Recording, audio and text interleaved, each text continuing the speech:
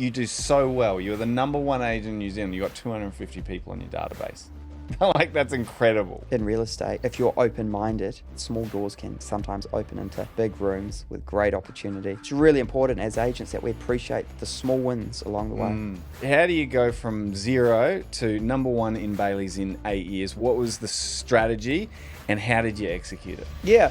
Look, agents, welcome to the Get Keen podcast, your number 1 destination for learning how to get the most out of your real estate career. I'm Dan Lee, founder of Plum Property, one of Queensland's largest independent real estate offices, and Plum Partners, where we've helped dozens of agents create, run and grow their very own agencies. On Get Keen, I chat to high-performing agents, principals, and agency owners, so you have the tools, strategies, and insights to grow your business and live the best life for yourself and your family. Now let's get keen.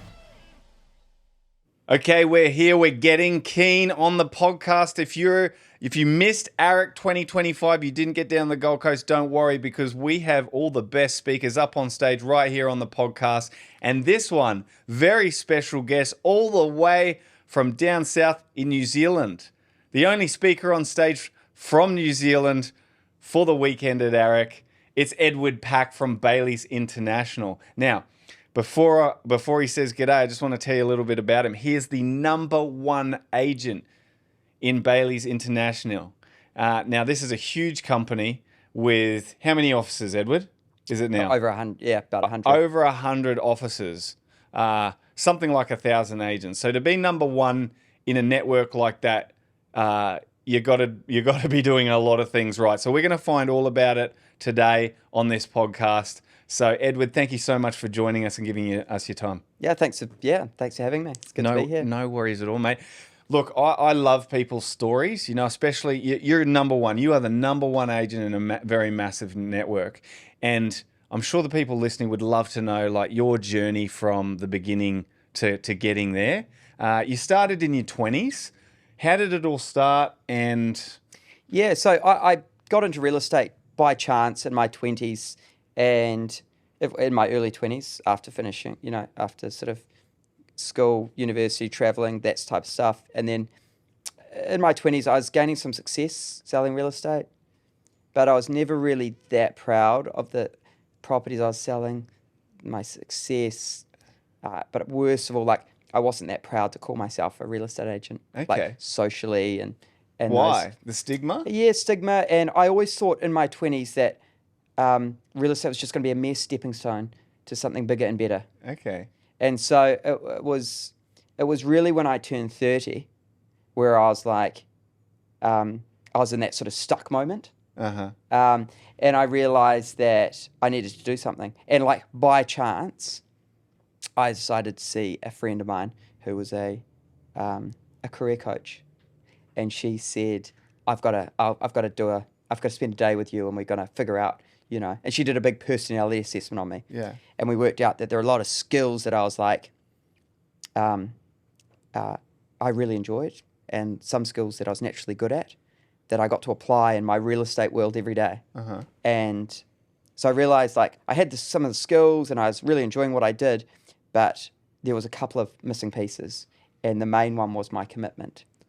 Okay. It was so in my 20s, I sort of really wanted success and was very ambitious, but in my 20s it just wasn't coming. And and one was obviously, as I said, I wasn't proud to be in the industry, or but I wasn't all in. And so it was that light bulb moment where I realized that if I was going to commit, if I was going to go all into this industry, it was it was like there's no plan B, right? It's all in. So right. So when you say the commitment was lacking, you could, once she identified that, you looked at your business like, yeah, when I'm feeling a bit off, I'm staying at home. When I'm, when I need to push a little harder, I don't. Was it that kind of commitment that you're talking about? I think it's a combination of things. Where are you selling? Who are you selling to? Who are your clients? What's your overall sort of goal in terms of what you want your business to look like? Okay. At the time, I was selling in suburbs that weren't my real people. They were sort of more older demographic. They weren't some nice houses, and I was getting fulfilled by selling some of the, personal satisfaction was selling some of these cool houses. But the people weren't really my people. So to be fair, when I turned 30 and I had that sort of stuck moment, I did a number of things, and one of them was changing areas and Completely. moved, completely. So closed down a database and started from fresh over on another part of town. Oh, wow. And started with 50 people or 30 people on my database, and not a listing, and I changed agencies because I knew that if I was going to take my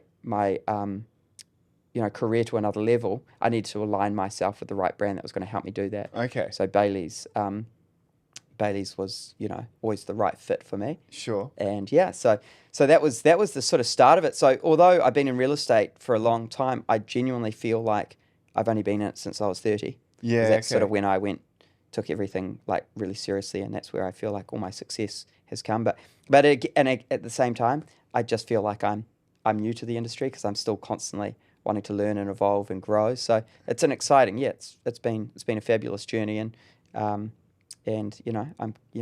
still pretty ambitious in terms of what I want to achieve. So Yeah, awesome. So it was more like not just a change in commitment for, showing up every day. It was actually a change in commitment of overall purpose and strategy.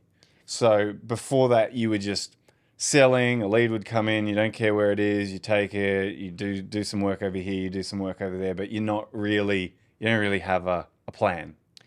I felt like it was, there was no plan. No plan. There was no real structure. Yeah. There's no real end goal.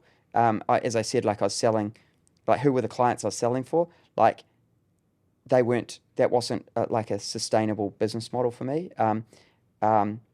I was turning 30. Some of my friends were starting to buy houses. I went into suburbs where homes were less expensive, but I knew that there was going to be it's going to be a high rate, slightly higher turnover, and I was going to get in front of more people that are going to be more like-minded, and it was demographic of potential vendors, potential clients that I could write a really like positive real estate journey with. Yeah. So there was that, but yeah, the commitment thing was a real came in so many different shapes and forms. I mean, as I said, not being proud to be a real estate agent, that was like a social hang up that I had. But once I overcome that, that was great. Really uncovering that, like how important my job actually was as an agent and facilitating transactions between buyers and sellers, and what is often like life-changing moments in their lives. That was a light bulb moment where I was like, yeah, actually, my job's important and should be taken seriously. Right. But I need to be really good at it. Yeah. So I needed to upskill, and I needed to do all the things.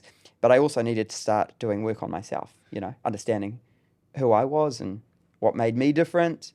I think as agents, we try and emulate other agents, or we try and put on personas. Yeah. So that, again, that was that light bulb moment. Didn't need to do that. Just be authentic. Yeah. Be genuine. Yeah. And when you do that, you'll find your people. Awesome. So in the process of now finding your people, can we start at the 30-year-old light bulb mark, right? You've changed agencies. You've said, okay, we'll go to Bayleys. Ditch plan B. Go all in. All in. Yep. No one knows you. You've got 50 people on the database. How do you go from 0 to number 1 in Bayleys in 8 years? What was the strategy, and how did you execute it? Yeah. Look, I think it does start with commitment, going all in, having no plan B, gaining knowledge and belief, and really important one, which is what I sort of speak about to myself, but is creating like an above the line mindset to commitment. Real estate's a tough industry. Yeah. And as agents, we need to know how to deal with the turbulence, the ups and the downs. Yeah. In a commission-based industry. A lot of my friends don't understand what it's like to ride the waves of. So I think we need to have emotional endurance to ride the waves. Yeah. And so I needed to create consistent behaviors to demonstrate in the both highs and lows of this industry. And then, not letting my highs get too high or my lows too low. That's important. That's a real key one. But I think once you consciously make that decision to go all in, and there's like no plan B, and you're like really comfortable with that, yeah, I think you become, people feel it in you, and they feel that, geez, this guy's like, because you start you become hungrier for knowledge and learning about your craft, about your skill, about you start refining your skills. You just naturally gravitate towards wanting to learn more about properties that are selling, you know, just things that are happening in your market. And knowledge starts building and building, and it doesn't happen overnight. But as agents, we need to like appreciate little small wins of gaining those knowledge, because it does have a big upswing, and it does compound. So, just going in with that mindset, understanding. Someone said early to me that getting into real estate, that small doors can open into big rooms, and not just focus on trying to achieve those big wins all the time. Right. And appreciate those small wins along the way that, as I said, like are compounding and are often leading to an even greater opportunity. So, but yeah, I mean, look, just going back to a very simple grassroots real estate stuff, just get one listing and create, some great marketing around it. Make sure you take it through a well-executed campaign and get it sold, and then use that as a platform to leverage into other opportunity. But again, not letting your highs get too high and your lows too low, just keeping a really balanced mindset. Sure. Through. Yeah. You would have had to, after ditching the old database and coming back to nil, because it would have been, back to chicken noodle soup for a little while. Yeah. While she got the wheels moving. So what did you what activities did you focus on? Because you moved into a high-end area, right? You can't just pick up the phone and like cold call everyone in these areas, are you? Do you get the same response? Oh, look, everyone. I mean, I've heard so many people talk. Top agents. Everyone has their own way of prospecting. Yeah. What did you do? I started a database with a couple of strategies around it. First one was anyone I was putting into the database had to be a they're either a friend that lives in the area, they own a house in the area. 2, they were massively influential, in a positive way towards me, like they were like ambassadors to me. Or 3, they were potential clients that we had chemistry. They're clients that we had chemistry. Like if I called, they'd be like, "Oh, Ed's calling, great. I'm going to chat with him." Yeah. So I wasn't just putting everyone in the database. Yeah. So they needed to be like people that I was nurturing. Yeah. Because I was like these 40 people or 50 people that I had in my first year. Yeah. They were like my core. They were the guys I was talking to, because I knew that my attitude was like, if they were going, and it still is today, like that database is about 250 people today. Wow. And people come and go. People come and go out of it. Yeah. But I've got a broader database. Yeah. But about 250 of these core people, that friends that own in my area, influential people, or potential upcoming clients, or people that I want to be my clients. But I don't chase people who are like, "Oh, bloody real estate agent Ed Pack's chasing me again." Yeah. I just let someone else deal with them. Yeah, right. Because I think they need to be on my page. I need to be on their page. There has to be this chemistry. Yeah. And so my attitude is like, and I have certain touch points with them, calling, texting, catching up, coffee, and I sort of have different way of communicating with all of them. But my attitude is like, if they arrive at a dinner party on a Saturday night and there's 10 people and real estate's bought up, my name they'll be waving my flag. Yeah. So that was my attitude. So, if you think about just say 30 or 40 people, if you have 30 or 40 of those people in your area that are going to a barbecue or a kid's soccer game, and real estate's inevitably bought up, they'll say, we spoke with Ed Pack last week and he said this, and this. Yeah. And if you look at the power of influence, that's how, so that was a very strategic sort of way. Instead of just going, I'm just trying to be everything to everyone and just do mail outs and emails. And again, I was very conscious that I wanted to grow that, and I wanted the right people to come along on the journey with me. Right, that's very, very interesting. I haven't heard anyone talk about this and being number one with 250 people in the database. Agents are always obsessed about more. I actually stole that strategy off a guy in Melbourne called Marcus Chimenez. I've never met him, but I heard him talk about that a long time ago. I know of him. Yeah, and I pinched that off him. But Yeah, yeah. So, But it works, right? yeah, Like it's incredible. and- And and- again, it gives me clarity because I'm not going to work without like, where do I go? I mean, when I print off my data, when I print off on a Monday morning, I can look at those 250 people just Yeah, in a like couple of pages. couple of pages. Yeah. And it just gives me clarity. I'm not going, oh, God, it could be 2 pages of people that I'm like, oh, I don't want to speak to them. Like, Yeah. they don't want to hear from me. Like, Yeah, there's and no you're finding reasons to talk to them, whereas like all these people, the relationship's so tight, the conversation's easy. and the conversations, they're meaningful. Yeah. And the other ones, when you speak to, they go, hey, can you call so-and-so because they're thinking of selling? Or, Yeah. there's just the other ones who are going to feed you. And again, like, huge part of my business now is repeat Yeah. or mostly referral. Yeah, wow. Yeah, like of course. 90%. Yeah. So you're prospecting these days for you. Do you have people on your team? I've just got one PA. Well, So you've that's got why, one yeah. PA. So that's what makes my business a bit different. Okay. There's agents in my business that in Bayleys that have big teams, but I'm an individual agent that. Yeah. Yeah. So it's quite That's unique. And to be the number one, all you've got is one assistant. I mean, you sell less properties, but very high value. Average sale price 5 million. So very high value clientele. So the quality of these people, these clients, that 250, it's really, really valuable, that 250. Yeah. And so your prospecting these days might be, agents, they talk about 100 connects or 100 calls a day, 150, 200. It's almost like a competition who makes the most dials. Calls, yeah. Whereas with you, it's totally about quality. Yeah, I mean, I couldn't do. Yeah. Like my phone call conversations, my average would be, I mean, it's so against God. If real estate trainers heard me saying this, they'd go, well, "You're doing the wrong thing." But my average time on the phone is like 15 minutes or something. Yeah, like I speak for a long time. Yeah, could be even longer. Could be longer. Even longer. Could be longer. Yeah. But you might connect with 10 people a day. But I have try. very long- I mean, I always go into a morning with like at least 10 people that I'm calling in the morning. Like I'll call, after I drop the kids at school, whatever. Like I'm calling those people. And I want to touch base them before, 11 or whatever, but they're the 10 people.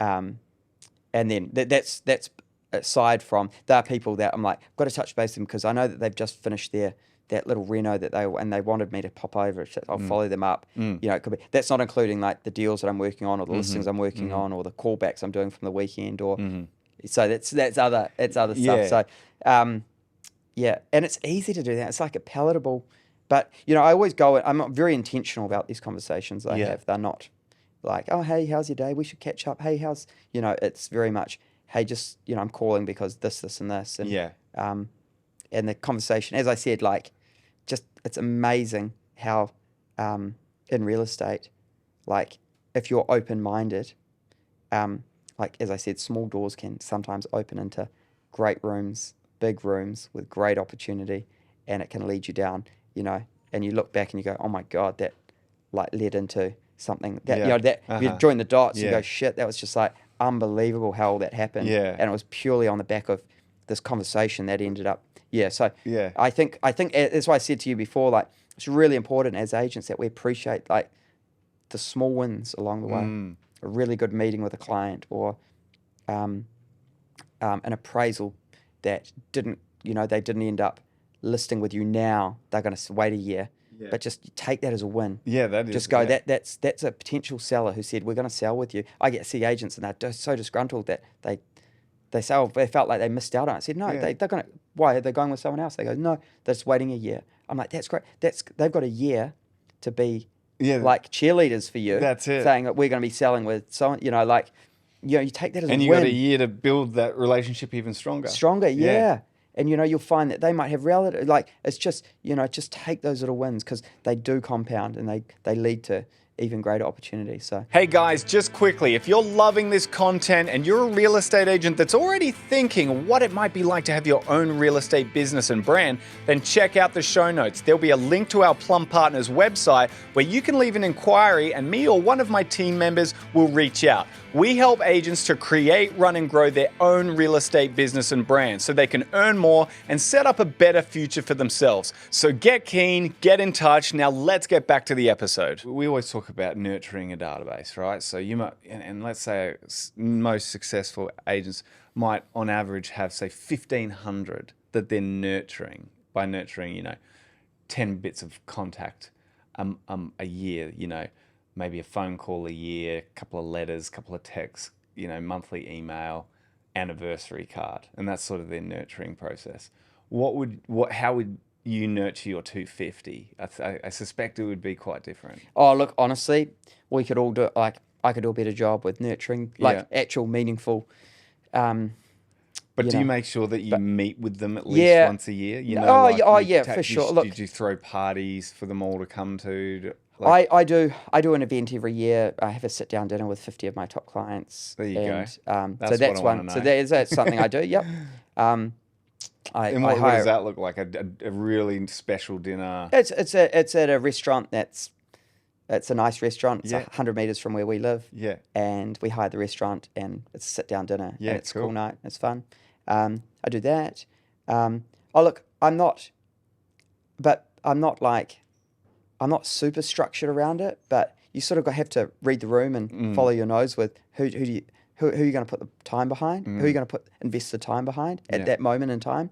And it does actually involve being out and finding what's happening. Yeah. What's going on. So I'm cafes, restaurants. I'm meeting people. You get a feel for what's happening in the market, and then you sort of follow your nose around. But in terms of nurturing, it's just picking up the phone and calling, touching base, just that connect. And then at the end of every day, I write down all the people that I've spoken to. So even the people that are on my list from that morning, I write down everyone I bumped into and had a conversation with. So because often people bump into me and they ask the question, "What's the market doing?" Yeah. And I'll give them something that I know that they'll go home and talk to their partner about. Yeah. Okay. So I'll always write them down as someone I'll follow up in a week. Okay. So always little things like that. So if I bump into someone at the supermarket, as I said, kids' soccer game. If I bumped into you at the supermarket and asked, "Oh, Edward, how's the market at the moment?" Yeah. We all get that question. We all hate it. Yeah. So what's something like valuable that would you have, like something that you're talking about and you'll say the same thing to everyone for the week, or? Yeah, sort of. Yeah. I think it's really important that we have meaningful conversations when we get asked those questions. What would it be today if I asked you that question? How's my look? It's an incredibly interesting market. We've come off the back of a busy summer period, but what was different this year is we had Easter weekend. We had 2 Easter weekends right next to each other. Yeah. And I think a lot of people went on holiday, so the market there was a bit of a speed bump with campaigns and properties that were selling. So there's a bit of a backlog, and we didn't get the market replenished with stock after those Easter weekends. So to be honest, at the moment, properties that are coming to the market are actually getting received pretty well. Days on market are about the same as they were last year, but same old thing, like good properties. Everyone's gravitating towards the 30% of the quality stock. Yeah. But I'd make it positive, uplifting. I'd say something like, listen, I had lunch the other day with a top banker at one of the big banks, and he said that there's $60 billion worth of home loans rolling off the next 3 months. Okay. And this is the so that's interesting. Interest rates, a lot of the mortgages coming from 6.9% to under 5%. Yeah. So I think there are going to be a lot of people that will feel a reprieve in the market in their interest repayments that might encourage them to go and buy. Again, upgrade, downgrade, whatever, but might encourage them back into the marketplace. Always just give little things like that. But I always talk to them like, I talk with, I'm quite intense, but I'd always try and make it like what would they do when they got home? Like, I want that conversation to be memorable, and for them to go home and be like to their husband or wife, I bumped into Ed at school pickup or supermarket or the cafe, and he said this, and this. And yeah, again, as I said, like I'm hungrier for knowledge than I've ever been. So I do carry a lot of knowledge around with me. Yeah, so. sure. But that's really interesting, those conversations. Most people might dread them when they bump into someone at the supermarket and they go, oh, how's the market? And they're thinking, oh, fuck, what should I say? Yeah, it's pretty good at the moment. And they don't really give much. They just want to get out of there. When that conversation, just Oh, it's the being biggest opportunity. really genuine and Yeah. giving them something special, they go away and they, tell everyone, oh, I bumped into such and such. Ed Pack, and he told me that He the told me clearance this. rates have gone from, it's amazing. The clearance rates Yeah. at auctions Yeah. have gone from 42% to 48%. What's all boring and stuff it's still to and us. it's still not great. Yeah. But it's like positive. Yeah. It's it's letting people know that the clearance rates are going up. It's really interesting that auctions are still the preferred method of sale, not just for sellers, but it's the method of sale that buyers are gravitating towards more than ever before. And it's really like something that's and I'm seeing it more in the top end. I'm selling more high-end homes at auction versus any other method of sale. Yeah. So I sold a property for 8.65 million, and I went to auction with it. Like 2-3 years ago, probably wouldn't have done that. Yeah. So there is a bit of a shift to this. So just giving them, but being positive and optimistic, but not being aloof and fluffy and and just saying it's just saying stuff for the sake of saying it. Yeah. And also, it is also really important to be conscious of what we do, and there is a perception. People don't naturally love real estate agents, and you don't want people to feel like I never say, "Oh, I've just sold." Like I never let anyone know when I've sold. I don't. If I bumped into someone in the supermarket, I've done 2 deals. Yeah. I'd never let them know that. Yeah. Right. You don't want them. A lot of agents, when they've done a deal or two, they go to birthday parties and they talk about it like it's just fallen off the back of a truck. Yeah. And it's like, that's, so you've just got to be mindful. It's unrealistic, and it's just it's almost bragging bragging rather than being helpful. Yeah, I mean, like surgeons don't go to birthday parties and tell them how many operations they did last week. Same with other specialists. They don't. But the worst thing is there's their money side of it that talks, and it's just a crass thing. But I think we just need to be considered and mindful, and considered about the conversations around. So it's that balance of not letting your highs get too high or your lows too low. Just finding that middle ground with how you communicate with those people. So that's a good trick to have in the toolbox.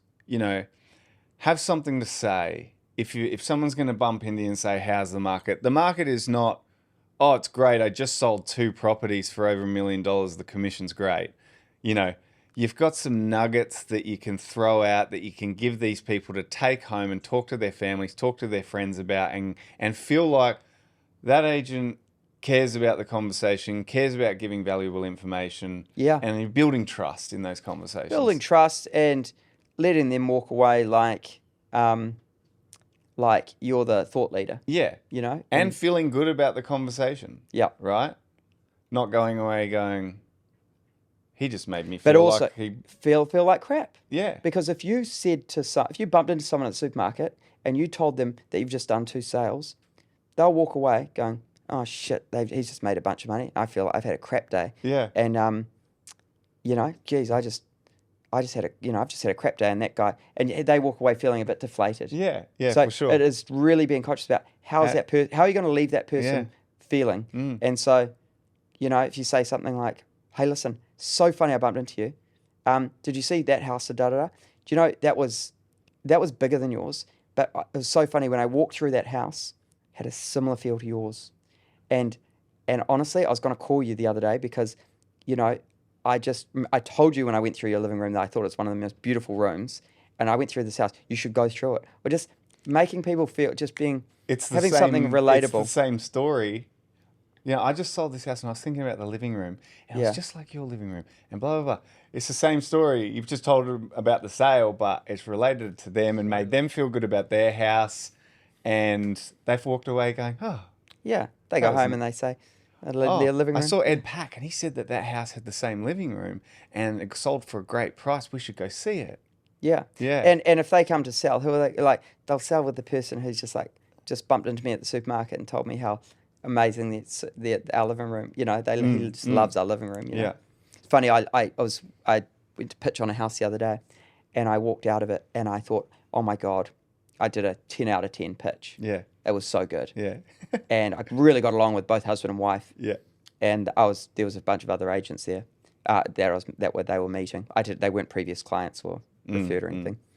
But I thought, oh, I should have that. Like, I should have had that listing. Yeah. And it was an okay house. It's nice, but it wasn't 10 out of 10.